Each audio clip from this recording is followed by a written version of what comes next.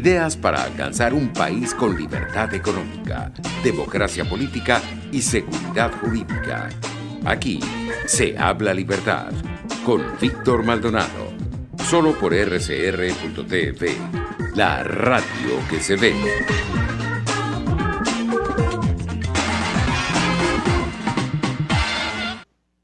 Bueno, volvemos con Aquí se habla libertad, hoy 30 de octubre del año 2020, dedicado a San Marcelo, Centurión y Marte. Saludos a todos los Marcelos y dándole la bienvenida a los profesores Hugo Bravo y Daniel Laud y esperando rápidamente que se conecte el profesor o periodista, editor en jefe del American, Orlando Avendaño. Y precisamente porque Orlando Avendaño escribió hace poco un artículo en el que hacía un conjunto de consideraciones sobre la necesidad de que concilien esfuerzos y establezcan puentes los conservadores y los liberales.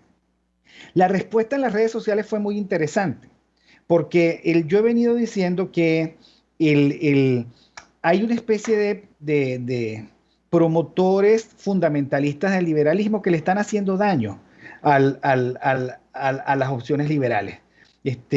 Porque son absolutamente taxativos y al final, digamos, incluso desalmados, en el sentido de que no tienen alma. O sea, lo de ellos es cualquier cosa. Mientras más extrema, parecen ser más liberales, y la verdad es que a mí no me parece que esa sea la esencia liberal. Pero bueno, para el primer batazo vamos a darle la oportunidad al profesor Daniel Laud, que es nuestro decano y que siempre le damos la primera palabra. Ok, buenos días a los oyentes y buenos días a ustedes ahí en el estudio y en sus casas, ¿no?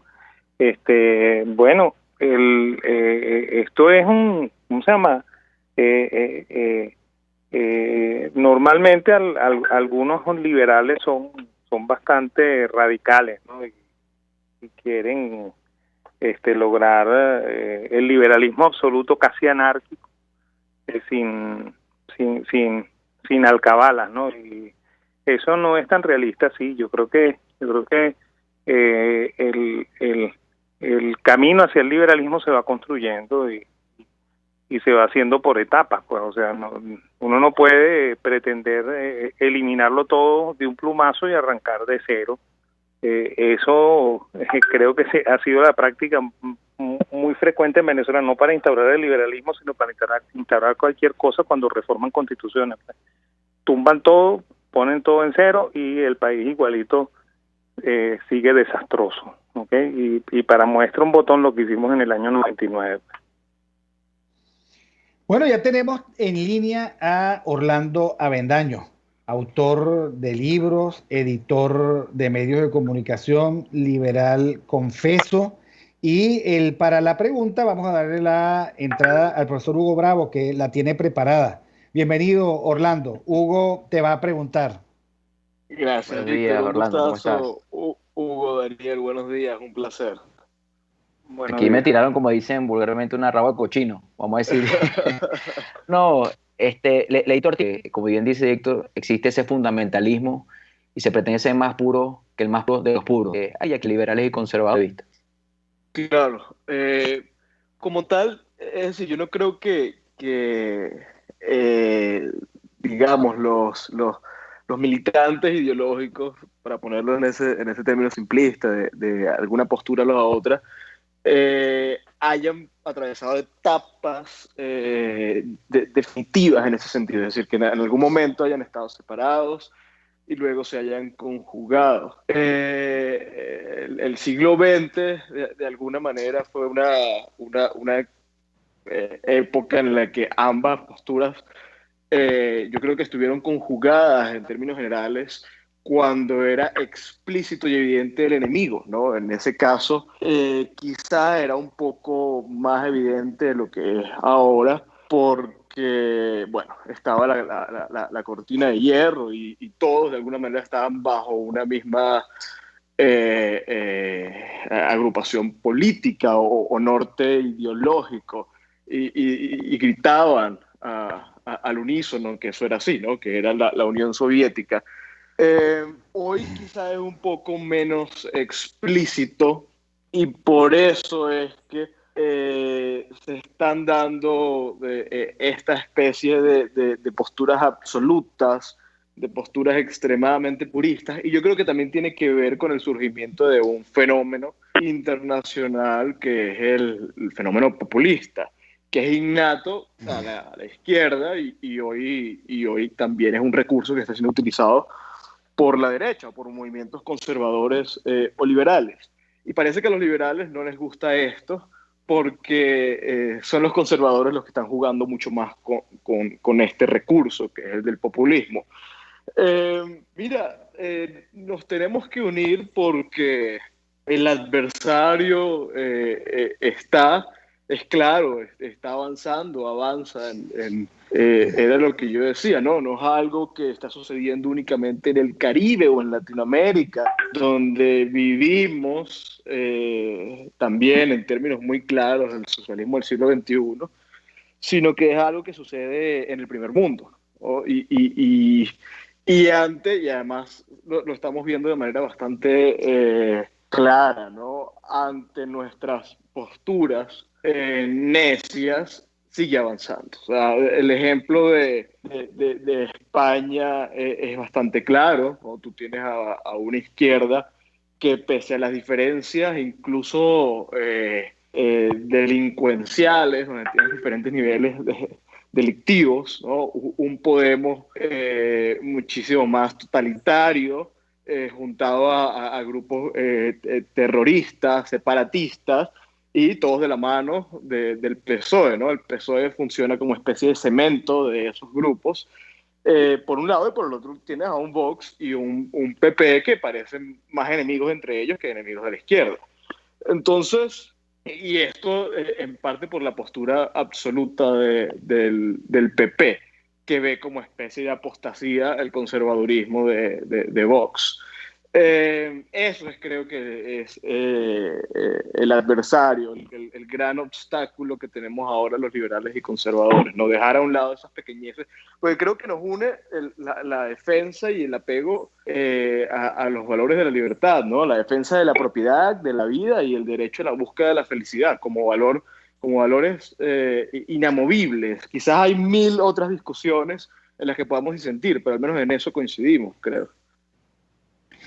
Bueno, sí, yo quería precisamente llamar la atención sobre eso. Ya vamos un momentico al corte de las noticias, pero a mí me llama la atención que el PP le haya impuesto un cordón sanitario a Vox y que haya tantos desencuentros y que incluso ante la alternativa apoyo a Vox o apoyo al PSOE, el Partido Popular se da ese resbalón, apoya al PSOE y transforma el intento de voto de censura de Santiago Abascal en una acusación contra Abascal y no en el planteamiento de los problemas y de las amenazas que el PSOE, articulado con los comunistas de España, pues significa en este momento.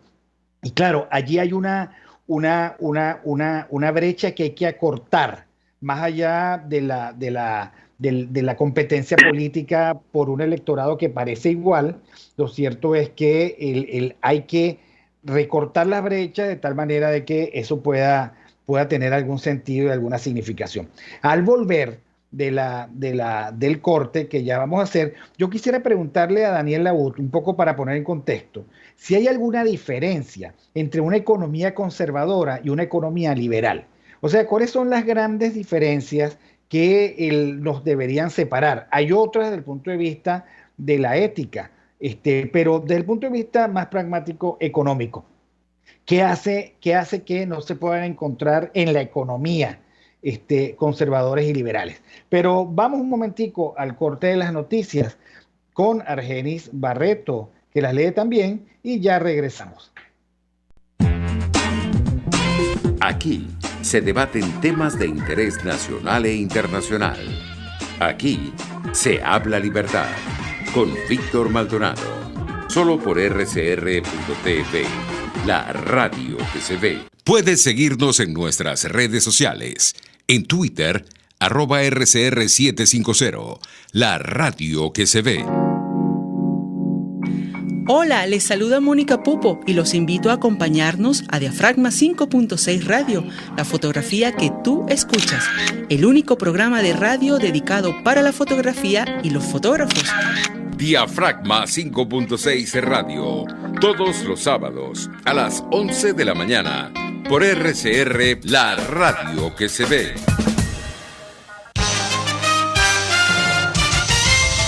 Informe RCR presenta titulares. La alcaldesa de Bogotá, Claudia López, causa polémica al proponer deportar a venezolanos que delinquen. La ONG Expresión Libre, Comunicadores por la Paz y la Democracia, expresó su rechazo a la detención del periodista Roland Carreño. Carlos Ñáñez, economista y profesor universitario, aseguró que las proyecciones económicas del país para el próximo año son aún peores que las de 2020. El año que viene vamos a iniciar actividades con una quinta parte de la economía en pie. Se esperan que más de 200.000 comercios cierren este año y esto no es consecuencia, yo quiero explicar, ni de la pandemia únicamente, ni de las supuestas sanciones tan anunciadas, porque Venezuela en 2014 ya presentaba cifras alarmantes, en 2015, 2016, 2017. Esa caída de 2013 a 2017 es superior al 30% de la capacidad instalada de Producto Interior Bruto. Y si nosotros tomamos todo el sexenio del horror de Nicolás Maduro, pues nos encontramos con una contracción del 86%. Venezuela tiene unas cifras semejantes a las de Liberia, que es un país que tiene 2 décadas en guerra. Más allá de nuestras fronteras, la Comisión Europea afirmó que la situación de la pandemia en la Unión Europea es dramática y reclamó más restricciones para romper la transmisión comunitaria del COVID-19. Y en los deportes, en el fútbol inglés, Virgil van Dijk, jugador del Liverpool, fue operado con éxito de la lesión que sufrió en la rodilla derecha y que le mantendrá fuera de los terrenos de juego prácticamente durante toda la temporada. 11:31. Continúen con Víctor Maldonado y Aquí se habla libertad.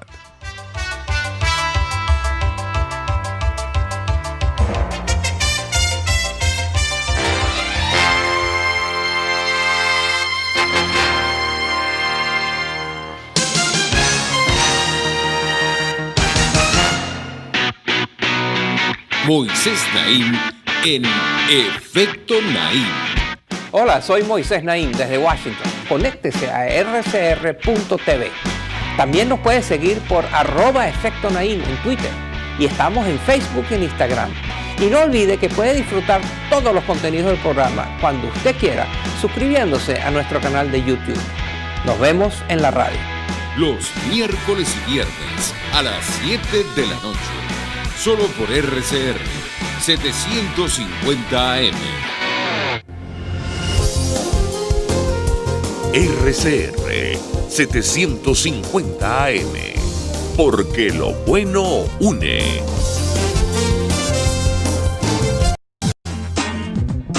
Ideas para alcanzar un país con libertad económica, democracia política y seguridad jurídica. Aquí se habla libertad con Víctor Maldonado. Solo por RCR.tv, la radio que se ve.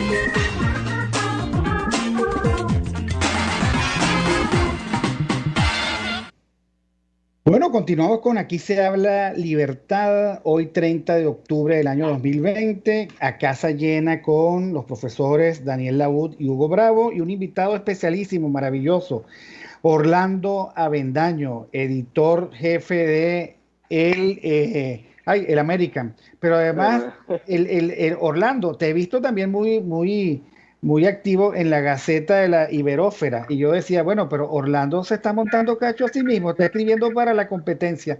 Pero no, es porque liberales y conservadores tienen que juntarse. Pero bueno, muy bien, porque además son dos mercados diferentes, el mercado norteamericano y el mercado de la Iberófera. Son dos cosas diferentes y hay que dar la batalla en las dos. Ahora, quedó una pregunta con el profesor Laud. Profesor Laud, díganos usted si hay alguna diferencia radical que hace insalvable un acuerdo entre conservadores y liberales, por lo menos desde el punto de vista económico? Bueno, insalvable es algo difícil, ¿no? Pero lo que fundamentalmente diferencia una posible política económica liberal de una posible política económica conservadora es que el mismo nombre conservador dice que trata de preservar, ¿no? Entonces, una política conservadora pudiera ser establecer aranceles que protejan industrias nacionales, ¿no? Y eso sí estaría contrario a la idea de un planteamiento liberal puro, ¿no? Okay, pero yo sigo insistiendo en que el camino al liberalismo es un camino que se va haciendo por etapas y que obviamente en esas etapas se pueden permitir ciertos deslices a la política arancelaria y cosas por el estilo para que al final se llegue al objetivo final, que es establecer un sistema de absolutas libertades, ¿no? Hugo Bravo. No, yo estaba pensando, cuando hacía el comentario antes, cuando hacía la pregunta a Orlando, pensando en la conversación que íbamos a tener, releí un artículo del profesor Gabriel Zanotti, ¿no? Que como todos bien conocemos es un connotado liberal argentino, que pasa de ser doctor en filosofía, estudioso de Santo Tomás de Aquino, pero que obviamente ha utilizado, digamos, esas fuentes para enraizar mejor su liberalismo, ¿no? Pensando en dónde se generan las discrepancias. Él comentaba, por ejemplo, me pareció una anécdota interesante, que cuando se estaba fundando la Mont-Pelerin en el 47, Hayek había propuesto, en vez de llamarla Mont-Pelerin, la Acton Tocqueville, ¿no? Y bueno, algunos pegaron el grito en el cielo y no estuvieron muy de acuerdo, ¿no? Eso para algunos sería impensable hoy por hoy. También él dice que se presentan algunas falsas dicotomías de que el conservador está en contra de y el liberal está a favor de. Y entonces, en ese sentido, liberales católicos sería una especie de contradicción de términos, cuando no necesariamente es así. Ya puso el ejemplo de Acton y de Tocqueville, ¿no? Dicho eso, pareciera que hay un problema de alguna manera, algún extremo, que piensa que el liberal no puede tener creencias religiosas importantes, no puede ser, de alguna manera, que ser ateo, ¿no? Y yo creo que ahí se genera algún tipo de dicotomía innecesaria fundamentalista, ¿no? Porque desde el punto de vista de a favor de que el liberal está a favor de la libertad individual, está a favor de lo que es la libertad de conciencia y proteger que eso sea así. Entonces, si uno orienta, digamos, la conversación en ese sentido, se empiezan a conseguir los puntos de unión. Yo creo que pensar en la pregunta que le decía al profesor Laud, una economía conservadora, la verdad es que llama la atención, ¿no? Porque creo que no sería fácil de precisar, aunque él estaba explicando ahorita. Yo creo que muchos conservadores que creen en una economía libre de mercado, que es lo propio de la libertad, ¿no? Y la verdad, para ya cerrar aquí este comentario, te voy a ser sincero que ya se ha tornado hasta fastidioso estos etiquetamientos, ¿no? Que si eres liberal, que si eres conservador. Al final tú no quieres ser nada, tú quieres ser libre pensador, tú crees en la libertad del ser humano, en la dignidad, en el derecho a la vida y todo aquello que lo fomente y lo favorezca, ¿no? Creo que también tenemos que evitar caer en ese aburrimiento, en esos etiquetamientos y sí, digamos, enriquecer mejor lo que significan, porque si no se degradan y hasta cansan, ¿no? Orlando. Sí, bueno, la pregunta es buena, pero yo creo, por alguna razón, y creo que tiene que ver con que a veces los liberales asumen esas posturas absolutas y excesivamente dogmáticas, los conservadores suelen ser quienes lleguen al poder. Y yo creo que muchas veces las reformas económicas liberales han venido de la mano, de hecho, de los conservadores. El caso de Estados Unidos con Reagan y de Reino Unido con Margaret Thatcher es clarísimo, ¿no? Y hoy, por ejemplo, volviendo, y quizá tengo esto muy presente, pero en el caso de España, yo recuerdo que hace poco un diario, no sé si fue, no creo que haya sido El Mundo, pero un diario de peso hizo un análisis sobre las propuestas económicas tanto del PP, bueno, de todos los partidos, y la conclusión fue que, de hecho, Vox, el partido más conservador, era también el partido con la propuesta económica más liberal, obviamente considerando algunas posturas muy conservadoras con respecto a libertades individuales. Pero Sí, yo creo que en términos generales los conservadores, aunque como bien dice el profesor Daniel, quizá tengan algunas reservas o sea un poco más flexibles con respecto a temas como imposición de aranceles, una economía protegida o proteccionista. Yo creo que en términos generales coinciden con los liberales en que la economía de mercado es lo que funciona, algo que es diametralmente opuesto a los adversarios, ¿no? Y es en eso en lo que tenemos que pensar. O sea, más allá de pensar, bueno, estos tipos quieren proteger a Ford o a General Motors, hay que pensar, bueno, este tipo quiere bajar los impuestos.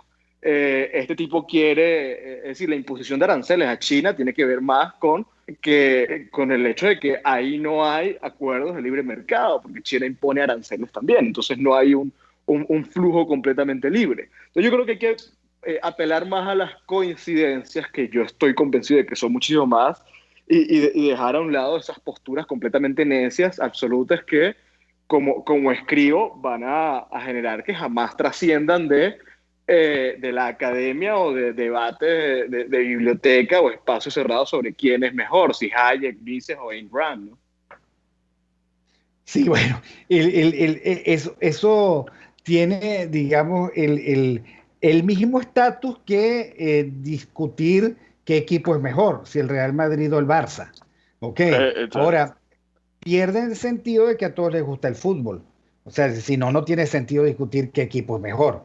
Pero sí, efectivamente nosotros vivimos la mejor ola de la expansión del conocimiento liberal, lamentablemente intervenido probablemente por algunas propuestas tremendistas y francamente fundamentalista. Por ejemplo, por América Latina está recorriendo el mundo 2 o 3 muchachas, jóvenes y no tan jóvenes, expandiendo las ideas liberales, pero a veces yo creo que se extreman, y cuando se extreman, entonces se estrellan, y cuando se estrellan le hacen un flaco favor al liberalismo. Por ejemplo, ellas dicen, el hombre es libre.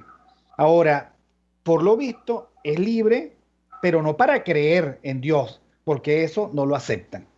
Es libre, pero no para asumir una posición por la vida que ellas repudian, porque eso no es aceptable. Hay que ser liberal, ateo y proaborto. Eso es lo que a mí me parece que no tiene sentido, el extremismo tremendista, porque por otra parte, allí ellas se configuran y se transforman en lo mismo que critican, porque entonces se convierten casi que en adalides de los movimientos de izquierda extremistas que buscan destruir a través del tremendismo, dañar el orden social y finalmente, digamos que comenzar de nuevo una trama, el que ya nosotros conocemos de socialismo. Entonces, en donde se tienen que cruzar liberales y conservadores, es precisamente en el hecho de que tiene que haber, y nadie puede renunciar a una preocupación por el orden social y a la necesidad, por lo tanto, de que haya una instancia mínima siempre, una instancia mínima que garantice el orden social contra aquello que Adam Smith decía, la propensión del ser humano a hacerle daño a los otros. Y por lo tanto, partir del principio de que, si bien es cierto, nosotros pretendemos al hombre bueno, al hombre que intercambia, al hombre que vuelve a los equilibrios, ese mismo hombre históricamente es jerárquico, es competitivo, es capaz de hacer daño, utiliza la fuerza y el fraude si se lo permiten y necesita un control. Entonces, claro, frente a las 3 grandes propuestas, tradición, familia y propiedad, no es posible que el liberalismo se reduzca solo al derecho de propiedad, y no es posible tampoco que los conservadores solo sean familia y tradición. Y cuando hablo de tradición, hablo de la heredad occidental. Ayer en las redes sociales, querido Orlando, había alguien diciendo, bueno, ¿y por qué ustedes creen que Occidente es perfecto? Occidente tiene muchos defectos. Sí, es probable que sí, pero Occidente permite que las mujeres sean hijas legítimas de Aristóteles y no anden envueltas en una especie de hallaca que no le permite ni ver los ojos, por ejemplo. ¿Ok? Entonces, claro, hay mucho de ignorancia en eso. Rechacemos a Occidente. Ok. Y si te quedas sin etos, sin sistema de pensamiento, si tú rechazas la función de la familia con todas sus variantes, cuéntame, digamos, con qué te quedas, porque el ser humano sigue siendo el mismo. ¿Cuál es tu opinión, Orlando? Sí, bueno, yo creo que hemos tenido muchísima vergüenza a la hora de asumir como tal lo que somos y defendernos, ¿no? Yo creo que es momento de empezar a defender la superioridad y desde el mejor de los términos y apegados a los hechos, moral y ética de Occidente como tal. Y es claro el contraste, ¿no? Y lo estamos viendo ahora en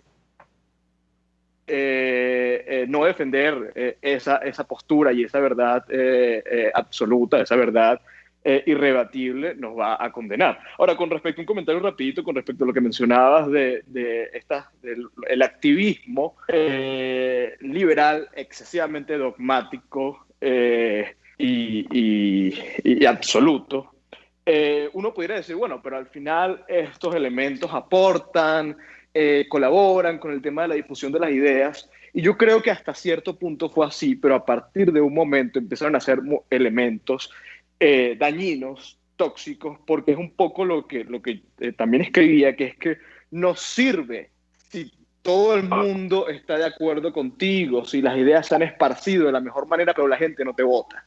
Y elementos como estos son un obstáculo plenamente en el propósito de diseñar propuestas políticas y alianzas políticas de cara a llegar al poder.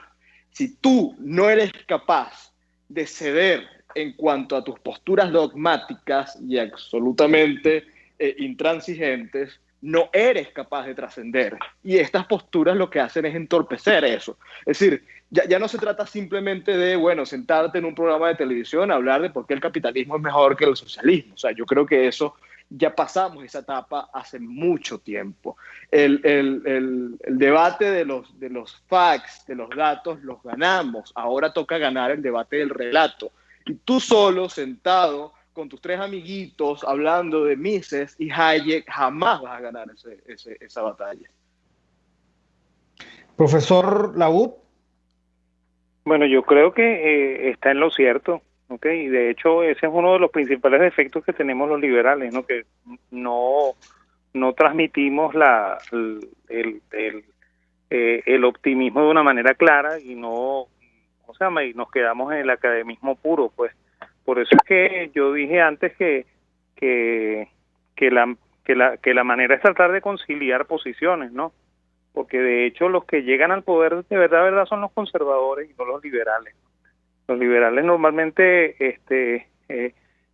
siempre, ¿cómo se llama? Hacemos alarde de que nosotros no nos gusta el gobierno, de que nosotros no queremos ser parte del gobierno, y eso voy a decir un término duro, nos castra, pues. Entonces, claro, el que llega al poder es un individuo conservador al estilo de Trump y al estilo de Bolsonaro, y no sé bueno, si fui yo el que se quedó sin hay línea. que anotarse en esa pelea, pues, y tratar de colaborar para que esos gobiernos sean lo más parecido a lo que un liberal le gustaría, ¿no? ¿Okay? Y de hecho hay muchísimas coincidencias, pues. O sea, no hay tantas diferencias, ¿no? El liberal comparte muchísimo con el pensamiento conservador, y yo creo que cuadramos perfecto, pues. Lo único que hay que hacer es entender que los que tienen la voz cantante son los conservadores y no los liberales. Hugo. Yo estaba pensando en lo que está diciendo Orlando respecto al aspecto político de todo esto y suma de voluntades que permitan, digamos, llegar al poder y poder llevar adelante ese tipo de iniciativas. Estaba pensando en que al final del día el ser humano apela a la sensatez y al sentido común. Y el ser humano sabe que hay instituciones, maneras de hacer las cosas, agrupamientos entre las personas que históricamente han demostrado ser más exitosos. De ahí que un Hayek apelara y creyera tanto en la familia, por poner un ejemplo, ¿no? También el hecho de, ¿cómo se llama? La libertad en ese sentido, ¿no? O sea, el ser libre, el ser que le potencia su libertad, que digamos, que tiene, no solamente es materia, sino que también tiene un alma, tiene un cerebro, y todos esos aspectos, todos esos elementos, digamos, de su configuración como ser humano hay que cultivarlos. se aleja y le choca posiciones, llámese de izquierda o de derecha, o liberales o progresistas, donde lo que impera es el materialismo, ¿no? O sea, mi cuerpo es mi cuerpo, yo hago mi cuerpo lo que me dé la gana. Yo no puedo creer en un ser superior que me guíe y me limite, pero sí puedo creer en la nada, que también me limita, ¿no? O sea, es como que creo en lo que quiero creer y en lo que no quiero creer, eso está mal. Y ahí entonces ya estás rompiendo, digamos, uno de los principios, que es la defensa de la libertad de conciencia, la libertad religiosa de cada individuo, ¿no? Entonces, yo creo que apelar al sentido común mejora al ser humano a ser mejor militantes, cuando es todo lo contrario, ¿no? Lo preparan y lo ayudan para ser libre y responsable, que al final del día es las dos caras de la misma moneda, de la libertad, ¿no? Eso es un poquito lo que creo. Sí, yo planteaba en algún momento, en un artículo que, por cierto, fue mi primer artículo en el American, gracias a la gentileza de Orlando, hay varias rutas que hay que asumir. En primer lugar, tener claridad, y en segundo lugar, tener un proyecto político de envergadura y de largo plazo que no puede dejar de lado precisamente la batalla por las ideas, la construcción de una narrativa y la educación. Yo creo que la izquierda ha sido brutalmente eficiente en captar aquellos espacios que son estratégicos. Uno de ellos, la educación, el magisterio, los sindicatos, por supuesto, los sectores culturales, y nosotros entonces hemos vivido con el complejo del aislamiento, y además un complejo como de ser menos, de no poder tener obras, cultura y atractivo como para seducir a la gente, y yo creo que eso está comenzando a cambiar, tiene que cambiar, y bueno, los espacios como el American y la Gaceta de la Iberósfera, que son endogámicos según Orlando Bendaño, porque Orlando va y viene de una y de otra, son expresiones nuevas de que algo está cambiando en el mundo conservador liberal, porque tienen propuestas. Claro, los radicales de izquierda se están equivocando, porque cuando uno ve las redes sociales, cerrándole cualquier espacio de opinión, y dinamitando la competencia de las ideas, porque están totalmente sesgados a favor de los radicales de izquierda, no queda otro camino que dejar de tratar de pensar en esos espacios y construir los propios. Orlando, ¿cómo está esta iniciativa del American? ¿Cómo ha sido recibida? ¿Cuál es tu propuesta de largo plazo para que Hugo Bravo esté tranquilo? Porque Hugo Bravo siempre hace esas preguntas de planificación estratégica. Y finalmente, ¿cómo ves el 3 de noviembre? Claro, bueno, con el American estamos sumamente entusiasmados. La verdad es que cuando empezamos la planificación del proyecto y empezamos a tener las reuniones, la expectativa era, bueno, hay que buscar la manera de salir antes del 3 de noviembre, si era posible 2 semanas antes. Y nos propusimos la fecha de la semana pasada, y la verdad es que se hizo un esfuerzo sobrehumano para tratar de salir en el momento. Y pese a que quizás salimos un poco apurado, la verdad es que fue sorprendente. O sea, en Twitter llegamos a casi 3 millones de impresiones, hemos tenido un promedio de 8.000 hasta 15.000 visitas al día, y eso que la página, bueno, salimos y en verdad tuvimos los 1.000 problemas.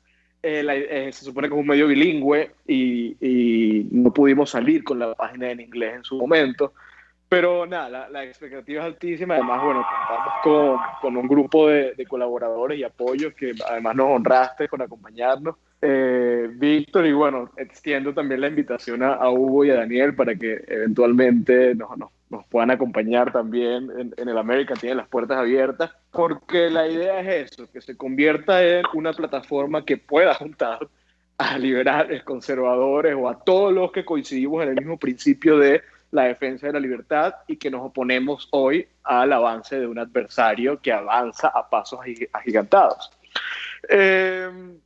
Con respecto a las elecciones del 3 de noviembre, mira, si uno se basa en los medios y en las encuestas, obviamente existe todo para ser pesimista, ¿no? Nada indicaría que Trump va a ganar. Ahora, bueno, primero uno ve los rallies, los eventos públicos que están haciendo ambos candidatos, y la diferencia es monumental.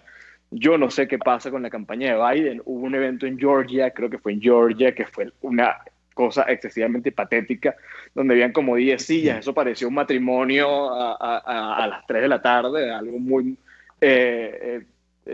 mediocre.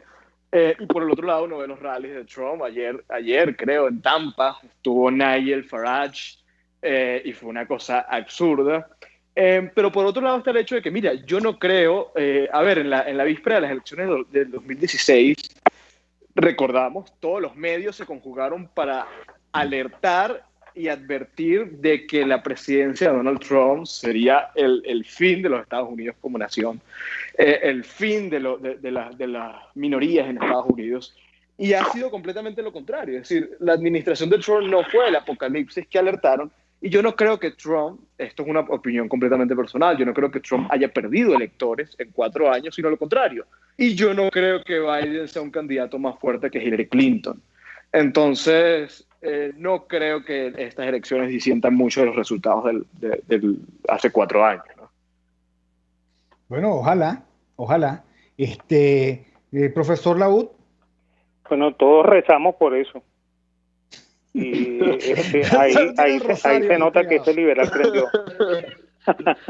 No, yo sí creo que va a ser algo bien, voy a decir la palabra interesante, por no decirlo menos, las próximas semanas, porque ya prometieron de un lado que si no eran los resultados que ellos esperan, van a incendiar de alguna manera, tanto en las calles como desde el punto de vista jurídico, ¿no?, la apelación a los resultados.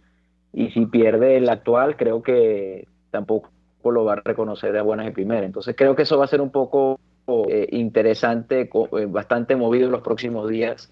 No sé si va a haber una decisión inmediata. Ojalá que sí, para la tranquilidad de mucha gente, pero me temo que va a ser un poco movidito los próximos días. Bueno, lo cierto es que los venezolanos han hecho gala de una inconsistencia tormentosa, porque nunca he visto un apoyo un respaldo a quien garantiza que no está con el interés del país. Pero bueno, digamos que también eso forma parte del ser humano. El ser humano actúa así, en contra de su propia racionalidad. Así como también hay venezolanos y países completos que se van por la ruta del socialismo, haciendo caso omiso de que el socialismo lo que ha generado siempre es hambre, desolación, ruina, desempleo, arbitrariedad, autoritarismo, y siguen insistiendo. Y por eso, como lo plantea bien Orlando Avendaño, hay que construir una narrativa radical, o sea, inexorable, irrevocable, para tener un mundo y un país centrado en lo que siempre ha debido estar, en el trabajo productivo, en la innovación, en la búsqueda del progreso, en la consecución de la paz, en donde la gente se rija por la verdad y no por la mentira, y en donde la política empiece a tener el lustre que alguna vez tuvo como servicio público y que ahora en este momento lamentablemente no se ve. Bueno, Orlando, como siempre, de verdad un inmenso placer el haberte tenido con nosotros, el habernos aclarado cuál es tu inquietud, el haber intentado responder a la pregunta si es posible que liberales y conservadores se unan. O sea, tengan puntos de convergencia, y el haber también llamado la atención sobre los peligros que efectivamente tiene para el objetivo de llegar al gobierno para hacer el bien, que estos encuentros se estén dinamitando.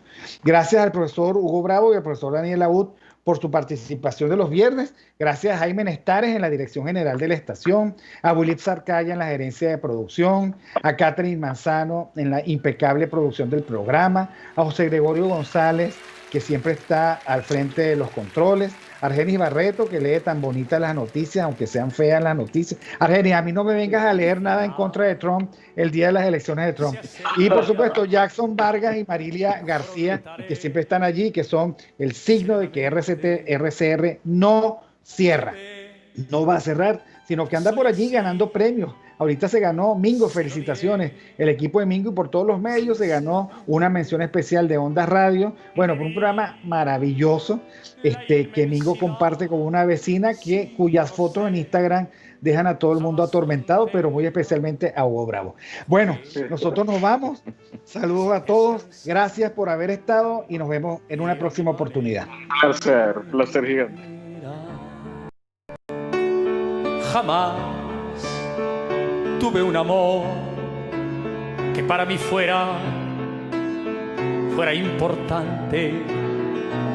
Corté solo la flor y lo mejor de cada instante. Viajé y disfruté, no sé si más que otro cualquiera. Si bien todo esto fue siempre a mi manera, tal vez. RCR presentó Aquí se habla libertad con Víctor Maldonado, solo por rcr.tv, en Twitter y Periscope, @RCR750, la radio que se ve.